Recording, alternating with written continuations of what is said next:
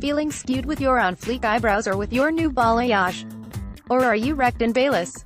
The English language is forever in flux, as new words are born and old ones die. But where do these terms come from and what determines whether they survive? Charting linguistic change was once a painstakingly slow task, but a new analysis of nearly 1 billion tweets, presented on the 17th of April at the Evolang International Conference on Language Evolution in Torun, Poland, now offers us an unprecedented glimpse of this process in action. According to this new research, most of the more recent coinages will have originated in one of 5 distinct hotspots that are driving American English through continual change. Candidates and gains compared to historical linguistic corpuses, the data available online is staggering. More than 20% of Americans were using Twitter at the time of the study, and each tweet is time-stamped and geocoded, offering precise information on the time and place that particular terms entered conversations. The researcher behind the study, Jack Grieve at the University of Birmingham, UK, analyzed more than 980 million tweets in total, consisting of 8.9 billion words, posted between October 2013 and November 2014, and spanning 3,075 of the 3,108 U.S. counties. From this huge dataset, Grieve first identified any terms that were rare at the beginning of the study, occurring less than once per billion words in the last quarter of 2013, but which had then steadily risen in popularity over the course of the following year. He then filtered the subsequent list for proper nouns, such as time hop, and those appearing in commercial adverts, and he also removed any words that were already in Merriam-Webster dictionary. Acronyms, however, were included. The result was a list of 54 terms, which covered everything from sex and relationships, such as baeless, a synonym for single, people's appearance gains, to describe the increased muscle mass from bulking up at the gym, and technology, selfie, an alternative spelling of selfie. Others reflected the infiltration of Japanese culture, such as senpai, which means teacher or master. They also described general feelings, like litt, or litty, which means impressive or good, or affirmations such as yaas, as an alternative to yes. Interestingly, some of these terms such as candids, a noun describing photos taken without the other person's knowledge, have been around for years, but were extremely rare until seeing a sudden rise in popularity. Having compiled this new lexicon, Grieve next used Twitter's geocoded data to track its origins and spread across the USA. Baeless, for instance, appeared to crop up in a few different counties across the South before building in popularity and then spreading north and west. In total, Grieve identified 5 hubs driving linguistic change. In order of importance, they were: the West Coast encompassing Los Angeles, San Francisco, San Diego and Las Vegas. The West Coast primarily introduced concepts such as cosplay, technical jargon like favd, favorited, and gaming language such as rekt, defeated. Terms from the West Coast often spread far and wide and were frequently picked up by people in the Northeast.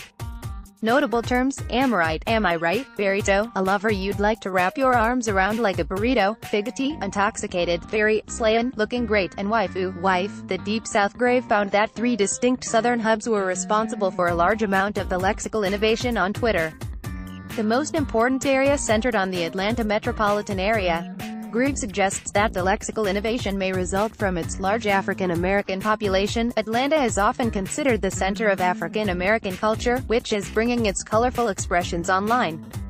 Notable terms: baeless, single, boolin, chilling, famo, family and friend, trap house, drug house. Northeast, with its dense population, it's little surprise that New York would be a center of linguistic innovation. Surprisingly, these words did not have a large geographical reach, however, and tended to be contained within neighboring states. Interestingly, however, New Yorkers would often follow the West Coast trends, and vice versa. Notable terms: balayage, a hairstyle, literality, good lituation, a lit situation, mid-Atlantic. This was the second southern region to emerge as a hotspot, centered on Washington, D.C. and Baltimore and extending into Virginia. Once again, the greatest creativity appeared to arise in the regions with the largest African American populations.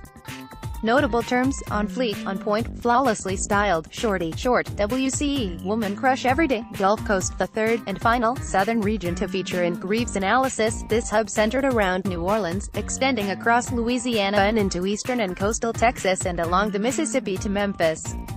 One of the region's most noteworthy contributions, IDGT, I Don't Get Tired, became a catchphrase of the rapper Kevin Gates, who grew up in Baton Rouge, the state capital. of Louisiana, and released a single of the same name in 2014. Notable terms: brew, bro, IDGT, I don't get tired, Lord, oh Lord. Greaves says he was surprised by the results.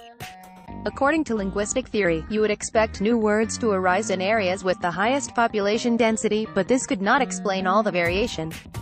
Greaves' data confirms that the cultural and linguistic importance of a region is only loosely connected to its actual size.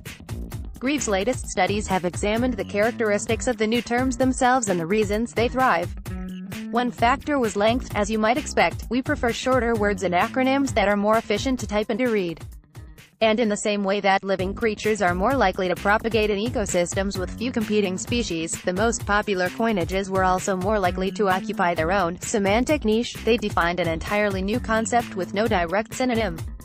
Balayage, for instance, which describes a very particular hairstyle, fared better than baeless, which had to compete with the existing term single. Besides these particular results, Greaves' report was an important proof of principle, and he told the Evolang Conference that it may be the first of many similar analyses to probe the secret lives of words online. To which the only appropriate response is YAAAAS. David Robson is a writer based in London, UK. He is at @D_A_Robson on Twitter. Join 800,000 future fans by liking us on Facebook, or follow us on Twitter. If you liked this story, sign up for the weekly BBC.com features newsletter, called If You Only Read 6 Things This Week. A hand-picked selection of stories from BBC Future, Earth, Culture, Capital, and Travel, delivered to your inbox every Friday.